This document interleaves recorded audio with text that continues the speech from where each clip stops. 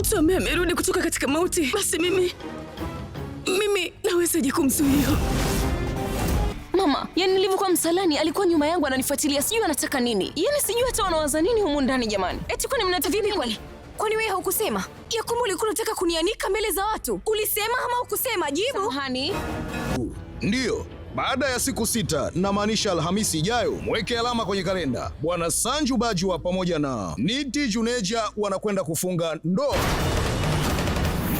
Bwana Jonathan ananipigia simu. Unaweza ukajionea wewe mwenyewe.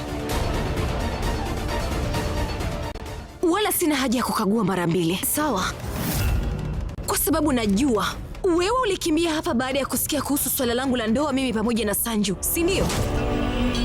Parinit, Jumatatu hadi Ijumaa saa 3 kamili usiku ndani ya Mambo Moto.